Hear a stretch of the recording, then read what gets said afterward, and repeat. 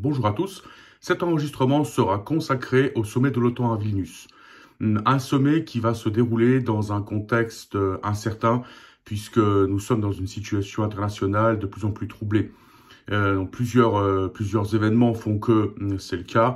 D'une part, le coup d'État manqué en Russie. Même si Vladimir Poutine a gardé le pouvoir, on sait que les relations de pouvoir changent à Moscou. On a des informations qui restent non confirmées, mais assez crédibles, que Vladimir Poutine aurait eu un contact personnel avec Evgeny Prigozhin le 29 juin de cette année, donc 5 jours après donc l'attentat manqué. Donc tout ça fait que la situation est incertaine puisqu'on peut se demander comment se fait-il que Evgeny Prigozhin, qui est considéré comme une personne bannie par Moscou, est quand même en contact avec les gens du Kremlin, notamment Vladimir Poutine. Donc ça c'est un sujet que je vais essayer d'analyser. Donc le groupe Wagner qui se trouve actuellement en Biélorussie, de ce qu'on en sait, et qui peut être un élément de guerre hybride, donc un risque d'escalade de guerre hybride. D'autre part, donc la guerre en Ukraine qui se déroule au désavantage des Ukrainiens. Tout porte à croire que la contre-offensive ukrainienne a échoué. Donc la question se pose de l'après. Qu'est-ce qu'on fait? Est-ce qu'on continue sur la voie sur laquelle nous sommes engagés, donc le soutien militaire massif à l'Ukraine, ou est-ce qu'il faut changer quelque chose dans cette stratégie? Enfin, l'adhésion de la Suède à l'OTAN, donc ça aussi, ça reste un sujet incertain puisque la Turquie, comme on le sait, bloque l'adhésion de la Suède à l'OTAN. Est-ce qu'il sera possible à un moment donné de débloquer la situation? Ça, on ne le sait pas. Donc, qu'est-ce qu'on peut attendre concrètement du sommet de l'OTAN à Vilnius? Alors, il ne faut pas s'attendre à des avancées concrètes ou à des annonces chocs, parce que la situation est incertaine et on peut supposer que les négociations les plus importantes et leurs résultats ne feront pas partie des communiqués officiels. Alors, dans les communiqués officiels, on pourra bien sûr s'attendre à une réaffirmation de la volonté de l'OTAN d'intégrer l'Ukraine un jour. Donc je précise bien un jour, donc en gros le discours étant de dire la porte est ouverte, un jour vous serez membre de l'OTAN, donc donner la perspective de l'Ukraine, de l'adhésion à l'OTAN, mais l'Ukraine devra suivre toute la voie qui a été suivie par les autres États membres de l'OTAN. Donc finalement, cette intégration reste incertaine, à mon avis, improbable. Mais dans les faits, l'OTAN posera quand même une perspective d'avenir à l'Ukraine. Donc peut-être aussi donc des discussions concernant cette espèce d'organe qu'on va inventer, donc un conseil de consultation entre l'Ukraine et l'OTAN. Donc peut-être que l'on saura plus concernant ce conseil.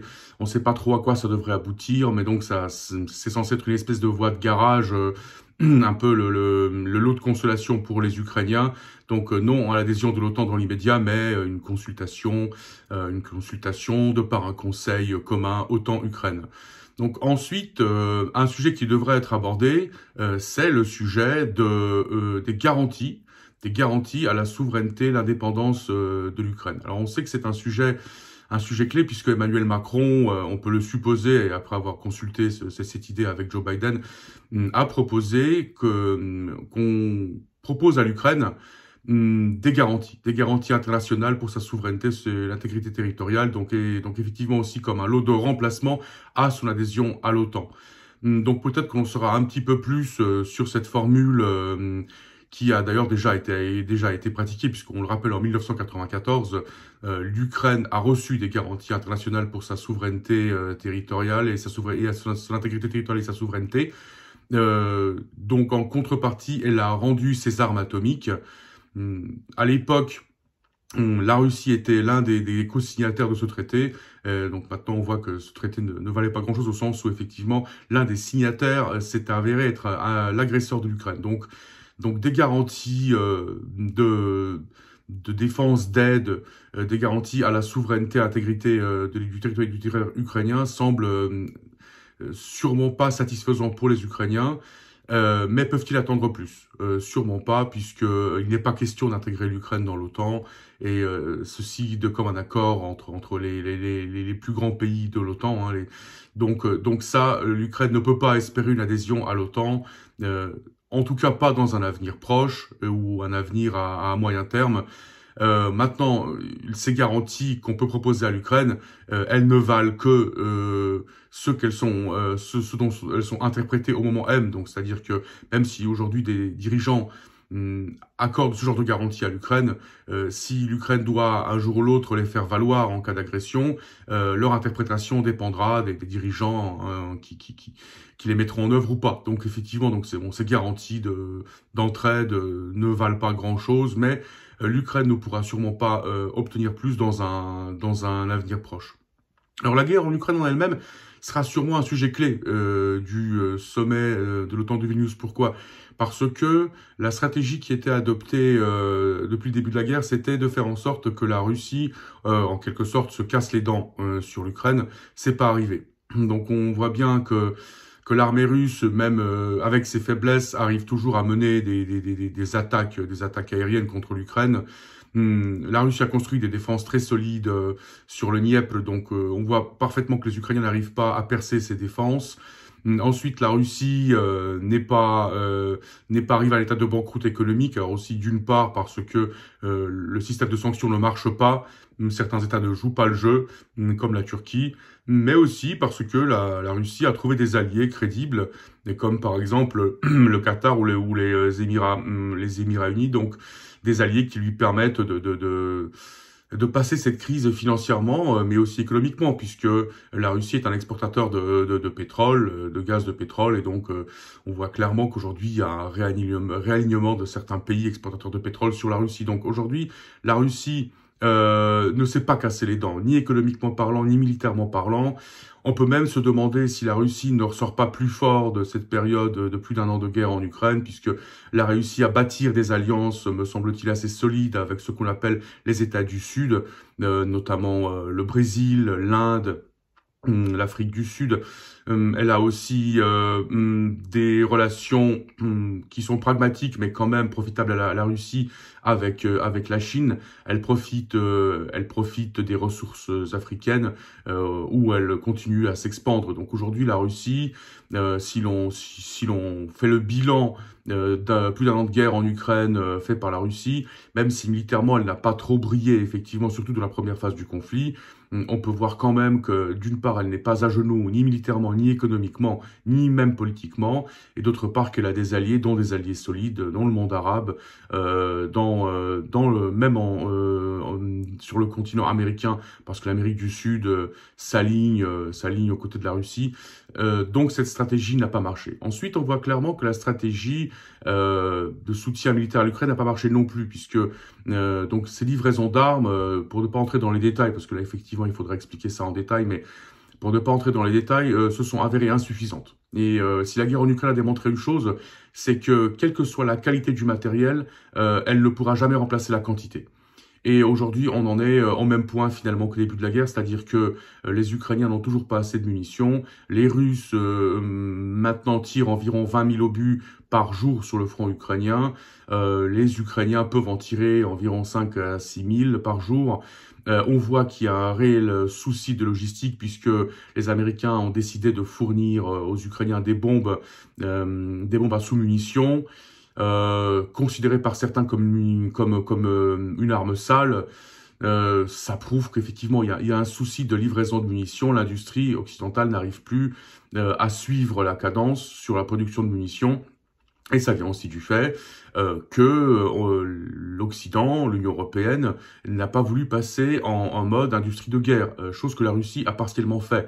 Donc aujourd'hui, dans la mesure où en plus d'1 an de guerre en Ukraine, on a effectivement un peu renforcé nos moyens de production militaires, on a apporté quelques petites modifications, on est sûrement pas passé en industrie de guerre et c'est chose qui ne se passera pas dans un temps immédiat, en tout cas s'il n'y a pas de conflit immédiat. Donc aujourd'hui, d'un point de vue logistique, on n'est plus en mesure, ou pas en mesure d'assurer en fait une victoire ukrainienne. Pourquoi? Parce que les Ukrainiens ont tout simplement pas assez de matériel, ils n'ont pas assez de munitions, ils n'ont pas assez de matériel, et tout ça fait que c'est très compliqué de parler d'une offensive ukrainienne. Dans une situation où une offensive, ce qui est crucial, c'est les premières 24-48 heures. On a bien vu que l'offensive ukrainienne, finalement, n'a pas percé les lignes. Les Ukrainiens manquent aujourd'hui d'aviation. Alors aujourd'hui, la question qui va sûrement se poser, puisque on se rappelle bien, donc il y a quelques mois, il avait été question de fournir des avions à l'Ukraine. Aujourd'hui, on n'en parle plus trop.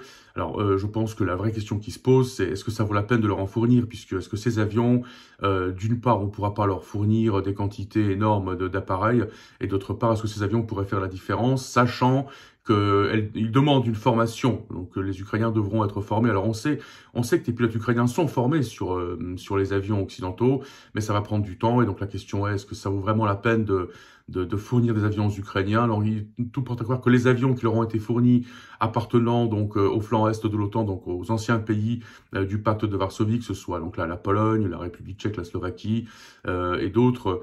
Donc ces avions apparemment ils sont hors course. Hein, donc aujourd'hui il s'agit de fournir des avions produits par l'OTAN. Donc tout ça fait qu'aujourd'hui donc la guerre en Ukraine tourne au désavantage de l'OTAN, et l'OTAN se trouve dans une impasse, puisque d'un côté on voit parfaitement que cette stratégie ne porte pas ses fruits. Mais on voit guère comment est-ce qu'on pourrait aller plus loin, puisque d'une part on n'a plus grand chose à fournir aux Ukrainiens sans mettre en péril notre propre défense, puisque le conflit de haute intensité désormais est envisagé par l'OTAN. D'autre part, on ne peut pas trop reculer, et surtout donc le premier pays de l'OTAN, c'est ce pays-là qui ne peut pas reculer, parce que finalement Joe Biden, en reculant, paraîtrait comme un perdant de cette guerre. Et dans la mesure où au début de son mandat, il a déjà subi un gros revers en Afghanistan. Alors le retrait d'Afghanistan a été prévu, mais pas dans les conditions où il s'est passé en août 2021. Si Joe Biden aujourd'hui se trouvait dans une situation où il devait céder du terrain, voire céder l'Ukraine à la Russie, ce sera un désastre politique pour lui. Donc il ne peut pas se permettre de lâcher l'Ukraine comme ça. Mais d'un autre côté, il est critiqué de plus en plus aux États-Unis, notamment par ses opposants politiques qui estiment que la guerre en Ukraine fait que des ressources essentielles sont utilisées, des ressources qui pourraient servir dans le conflit avec la Chine. Donc aujourd'hui, les Américains sont coincés. Surtout c'est Joe Biden qui est coincé. Alors tant qu'il n'est pas obligé de lâcher l'Ukraine, il ne le fera pas. Mais on voit mal ce qu'il pourrait apporter de plus aux Ukrainiens pour leur permettre de prendre l'avantage. Et en fait, la stratégie occidentale était d'attendre que l'Ukraine prenne l'avantage sur les Russes pour commencer les négociations, sachant qu'on le sait de manière non officielle, le cessez-le-feu devait être proposé fin de cette année, début de l'année prochaine. Mais dans la mesure où l'Ukraine ne prend pas l'avantage, c'est d'ailleurs tout l'inverse. Hein, c'est compliqué d'envisager un cessez-le-feu, et surtout c'est compliqué d'envisager des négociations avec la Russie, sachant que la Russie aujourd'hui se trouve en position de force. Donc aujourd'hui le dossier ukrainien constitue un véritable enjeu, surtout dans une situation où l'OTAN se trouve en position de désavantage, où l'OTAN n'a plus grand-chose de mieux à offrir à l'Ukraine, et surtout elle n'a pas de proposition d'avenir pour l'Ukraine. Et c'est ça peut-être tout le problème, c'est que finalement les Ukrainiens attendaient une adhésion à l'OTAN, ça ne se fera pas. Ils attendent une adhésion à l'Union européenne, bon ça c'est pas du ressort du sommet de l'OTAN, mais ça se fera pas non plus. Donc aujourd'hui on peut se demander effectivement qu'est-ce que l'Ukraine peut encore attendre de l'Occident. Et c'est un sujet qui va devoir être traité. Comment faire en sorte que l'Ukraine ait effectivement quelque chose qui puisse la satisfaire au moins partiellement dans un premier temps. Maintenant, il faut aussi envisager un autre scénario où effectivement la situation pousse l'Occident à négocier avec la Russie dans une situation défavorable à l'Ukraine. Et là, c'est un scénario qui est très dangereux pour la Pologne, par exemple, ou donc les pays limitrophes de l'Ukraine et de la Russie et de la Biélorussie, parce que en cas de défaite de l'Ukraine, ces pays limitrophes se trouveraient avec une Russie en colère et une Ukraine complètement désœuvrée et déçue de ce qui s'est passé. Donc ça pourrait aussi créer un contexte compliqué. Il y a aussi un élément qui n'est pas traité du tout par l'Occident et qui devrait être traité à mon avis, c'est le nationalisme ukrainien. Alors c'est une chose sur laquelle on a fait complètement l'impasse pendant la guerre, parce qu'on a estimé que ce nationalisme était un élément nécessaire à la guerre, et que ça motivait les troupes, notamment donc les hommes d'Azovstal et leurs officiers, donc des gens qui étaient connectés clairement aux nationalistes. Mais aujourd'hui, on voit clairement que les nationalistes ukrainiens jouent un premier rôle en politique ukrainienne, et que après la guerre, ce seront sûrement eux qui seront aux commandes, qui seront au pouvoir. ou qui au moins auront leur mot à dire, un mot très important dans la façon dont les choses sont faites.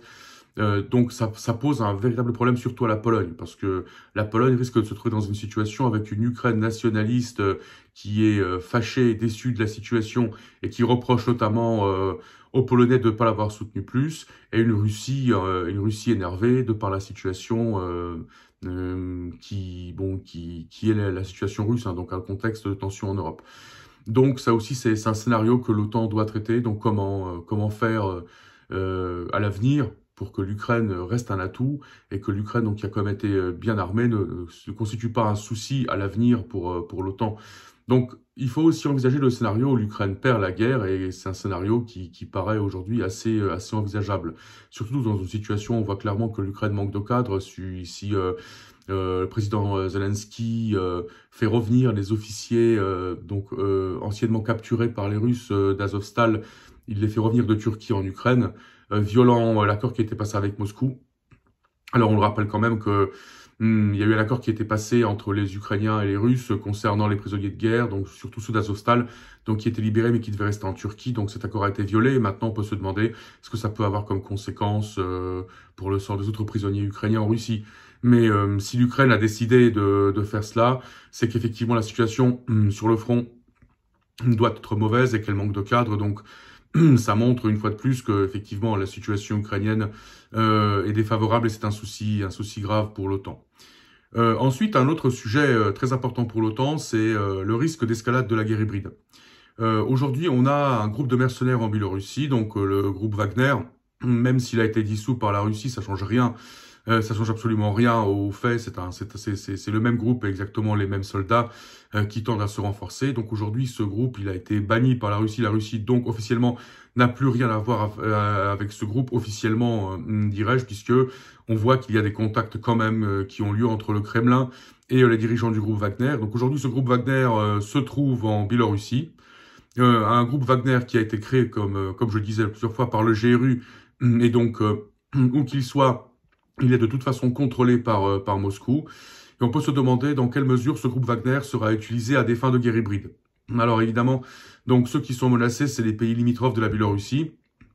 On voit d'ailleurs aussi des déplacements de troupes en Pologne, donc de troupes de l'armée polonaise vers la frontière biélorusse, parce que c'est un sujet qui inquiète beaucoup les Polonais. Alors même si les médias tendent à minimaliser les risques, donc les dirigeants ainsi que les experts se rendent bien compte qu'il y a un grand risque de guerre hybride. Alors on peut se demander ce qui peut se passer. En fait, tout peut se passer, à commencer par une pression migratoire à la frontière est, donc Pologne-Biélorussie, donc des migrants qui sont littéralement apportés par la Biélorussie et poussés vers l'Europe, des actions de terrorisme, des actions de sabotage, une attaque de moyenne intensité, tout est envisageable. Donc aujourd'hui, cet élément de la guerre hybride et son escalade doit être prise en compte par les représentants de l'OTAN au sommet de Vilnius, parce que c'est un scénario qui est dirais-je, très envisageable et très probable. Donc ça peut arriver, donc il faut avoir des réponses. Pourquoi? Parce que l'article 5 du pacte donc du traité nord-atlantique est très flou. Alors on vous parle d'entraide mutuelle en cas d'agression, mais cette aide mutuelle n'est pas réellement définie, et surtout à l'époque on n'avait pas la conception de la guerre hybride. Donc les pays d'Europe de l'Est, donc les pays d'Europe centrale, vont sûrement pousser à ce qu'on définisse clairement les cadres de ce qu'ils peuvent attendre de la part de leurs partenaires en cas d'agression, notamment dans le cas de guerre hybride du côté du groupe Wagner ou du côté de la Biélorussie. Donc aujourd'hui, c'est un véritable sujet, parce que effectivement, le groupe Wagner donc est un groupe qui n'a plus de nationalité. La Biélorussie aussi semble dire qu'elle ne sait pas où se trouve son dirigeant, Yevgeny Prigozhin. Donc s'il y a une attaque du groupe Wagner sur la Pologne ou sur l'infrastructure, ou même d'autres pays limitrophes, aujourd'hui la réponse, on ne sait pas trop de quel côté elle devrait être envoyée, et surtout qu'est-ce qu'elle pourrait avoir comme forme, puisque la Biélorussie estime ne plus avoir de contact avec le chef du groupe Wagner, la Russie a banni le groupe Wagner. Donc finalement on est vraiment dans le cadre d'une guerre hybride où il faut trouver des solutions pour sécuriser les structures polonaises et les structures des pays limitrophes de la Biélorussie. Alors pourquoi est-ce qu'on parle tellement de la Pologne ? mais parce que la Pologne constitue l'élément clé dans la logistique de la guerre en Ukraine. Donc, s'il y a une attaque hybride, on peut supposer qu'elle sera en premier lieu dirigée vers la Pologne. Donc, d'où l'inquiétude des Polonais et donc l'intérêt de trouver des procédures et surtout des protocoles en cas de scénario négatif et surtout qu'il y ait un scénario qui soit établi clairement de ce qu'on peut attendre en cas d'agression hybride, de ce qu'on peut attendre de la part de nos partenaires. C'est sûrement ce que les Polonais vont demander à ce sommet de l'OTAN. Ensuite, il y a la question de ce qu'on appelle le nuclear sharing, donc le partage de l'arme atomique. Alors, la Pologne a demandé à ce qu'en réaction des annonces russes de mettre en place des armes atomiques en Biélorussie, les Américains mettent en place des armes nucléaires en Pologne. Alors aujourd'hui, les Américains officiellement donc prétendent qu'il n'y a aucune négociation à ce sujet-là, mais bon, on peut en douter, il y a sûrement des négociations et toutes sortes de scénarios qui sont envisagés. Mais aujourd'hui, on n'a pas l'air de trouver un accord concernant ce genre de solution. Mais sûrement, on peut s'attendre à ce que les Polonais en fait mettent ça sur la table en argumentant que justement la sécurité de la Pologne passe aussi par le nuclear sharing, donc la disposition d'armes stratégiques américaines nucléaires sur le territoire polonais. Mais il semble qu'aujourd'hui les Américains ne soient pas prêts à le faire. Et pourquoi est-ce qu'ils sont pas prêts à le faire? Parce qu'en fait, j'ai l'impression qu'il y a un élément qui échappe aux analystes ici en France et même aux médias. C'est qu'en fait, les Américains, finalement, sont sur la même ligne que Emmanuel Macron. Quand Emmanuel Macron dit qu'il ne veut pas créer de situation de tension à long terme en Europe et qu'il faut justement créer des conditions pour un nouvel ordre de stabilité en Europe avec la Russie, les Américains pensent la même chose. Pourquoi? Parce que les Américains ne veulent pas se fâcher à long terme avec la Russie. Et ça, il faut en être conscient. Les Américains, au début de la présidence Biden, voulaient que la Russie passe dans le camp américain, dans le conflit avec la Chine, ou au moins garde sa neutralité. Ça, c'est pas fait, mais les Américains ne renoncent pas. Donc aujourd'hui, pour les Américains, la Russie n'est pas réellement une menace ou un souci prioritaire. Et plus encore, en fait, les Américains veulent que la Russie, à long terme, passe dans le camp occidental contre la Russie et contre la Chine, parce que c'est la Chine qui est considérée comme la menace prioritaire pour les Américains. Et d'ailleurs, c'est pas impossible non plus, c'est très faisable puisque finalement la Chine elle aussi est une menace pour la Russie. Donc c'est pas exclu du tout. Et les Américains envisagent un nouveau reset après la guerre. Donc ça c'est une évidence. Donc les Américains ne veulent pas se fâcher avec les Russes à long terme. D'où aussi essayer de trouver donc d'une part des moyens de mettre fin à cette guerre pour que l'OTAN ne perde pas la face, mais que la Russie ne constitue pas une menace et qu'on ne soit pas dans une situation comme en 1919, où on a des tensions en Europe. Mais d'autre part aussi, donc, éviter le conflit direct avec la Russie et surtout arriver à une situation où on peut reprendre les négociations avec la Russie concernant donc peut-être pas une coopération à moyen terme, mais au moins une neutralité de la Russie dans un premier temps dans le conflit américano-chinois ou sino-américain. Donc, si les Américains soutiennent l'Ukraine, ils n'envisagent pas de se fâcher avec la Russie à long terme. Ils ne veulent pas de retour à la guerre froide. Et ça, il faut bien s'en rendre compte, puisque le monde est multipolaire, et ça, les Américains s'en rendent très bien compte. D'ailleurs, c'est ce qu'a démontré la guerre en Ukraine, c'est que finalement, à l'époque de la guerre froide, quand l'Occident coupait l'accès aux technologies, les Soviétiques n'arrivaient pas à se les fournir. Alors qu'aujourd'hui, on a un monde multipolaire et c'est pas parce que l'Occident vous interdit d'acheter des semi-conducteurs que les semi-conducteurs ne sont pas accessibles. Surtout dans une situation où certains des États de l'OTAN ne jouent pas le jeu. Mais aujourd'hui, on a un monde multipolaire où la Russie n'est pas dépendante de l'Occident.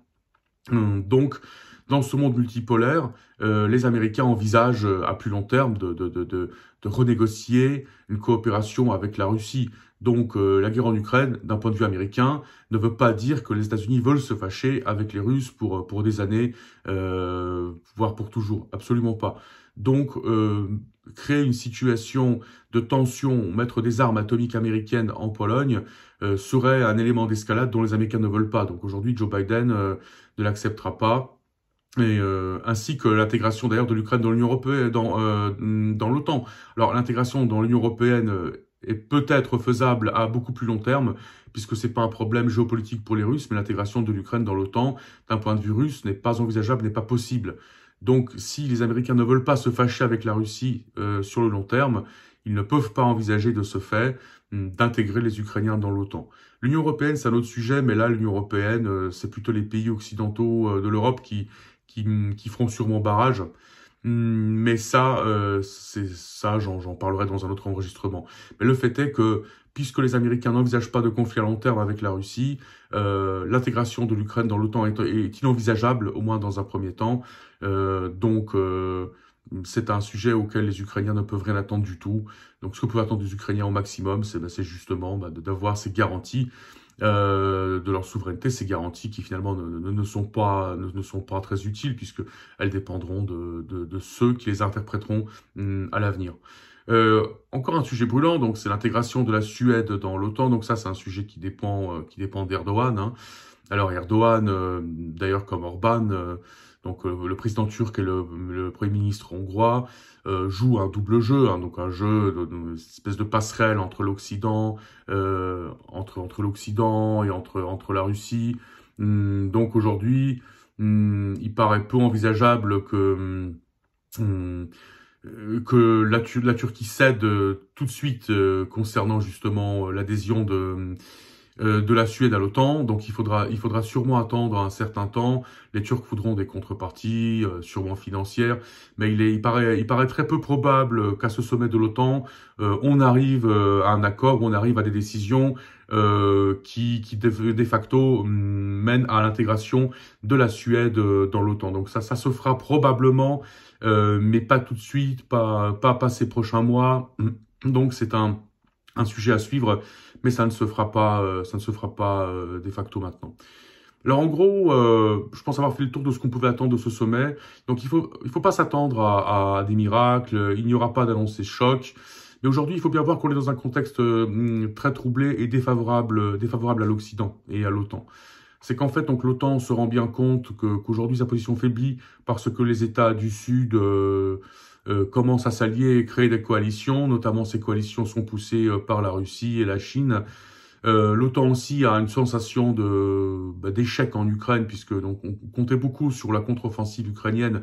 Ça s'est pas fait, donc aujourd'hui on adapte un peu le discours à la situation en disant que c'était pas une contre-offensive prévue pour quelques jours mais pour quelques mois, que c'est une contre-offensive d'usure qu'on envisage. Mais justement, si c'est une contre-offensive d'usure qu'on envisage, à la guerre d'usure, c'est l'Ukraine qui est perdante la première, puisque les Russes ont bien plus de moyens humains. Alors, on a des publications, notamment de certaines agences assez renommées, qui disent que aujourd'hui l'Ukraine a plus de tanks et de véhicules blindés que la Russie. Alors moi, j'y crois très moyennement, mais le fait est que même si c'est le cas, l'Ukraine elle a un grave souci de logistique puisqu'elle n'a pas la logistique nécessaire pour réparer le matériel occidental sur place, et ça pose un grave problème.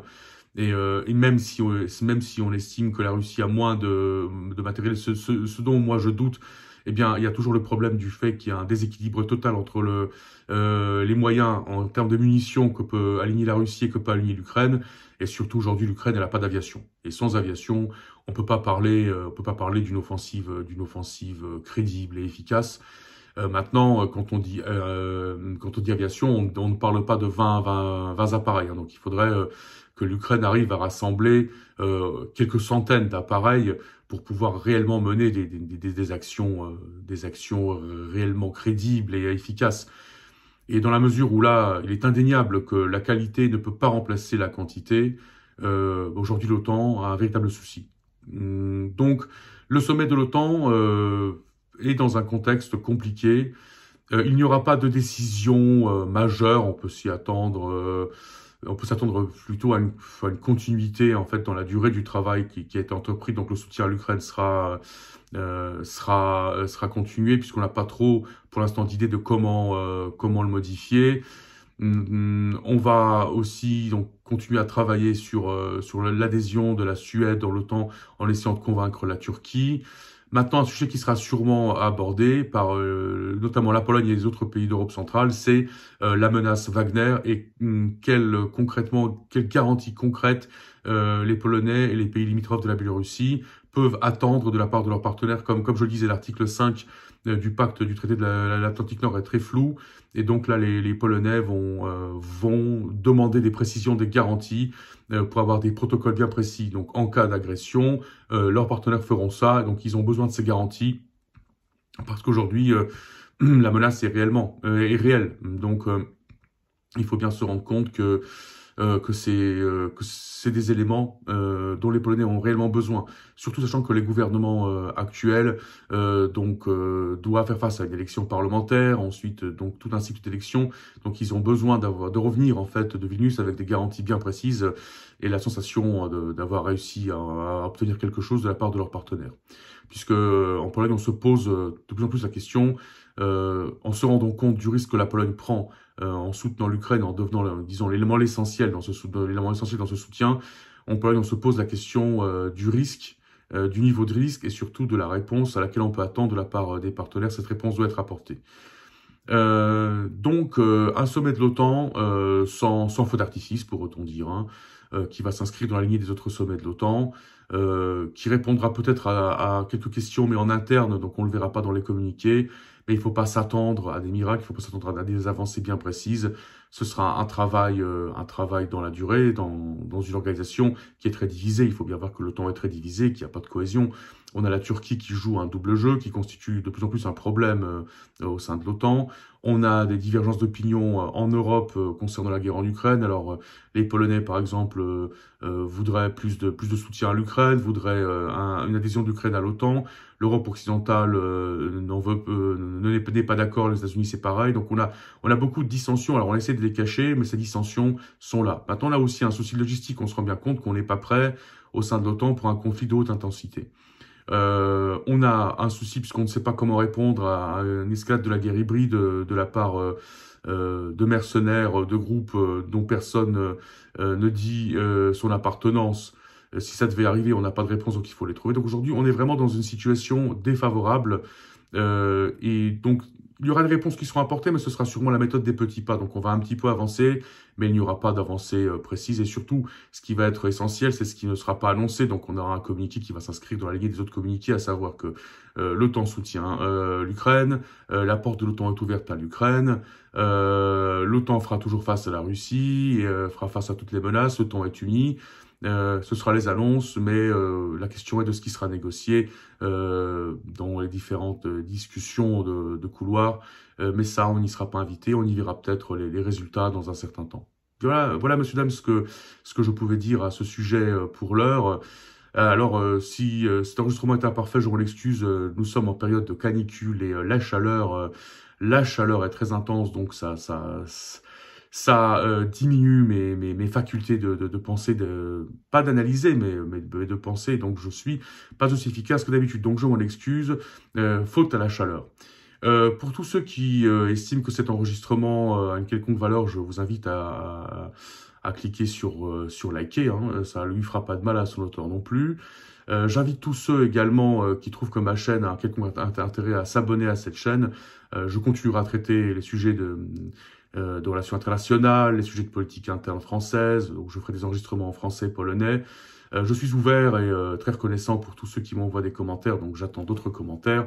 N'hésitez pas à partager avec moi vos opinions, vos attentes. Pour l'heure, je vous dis à bientôt. Je vous remercie du temps que vous consacrez à mes enregistrements. Je vous en promets d'autres dans un temps très proche. Au revoir, à bientôt.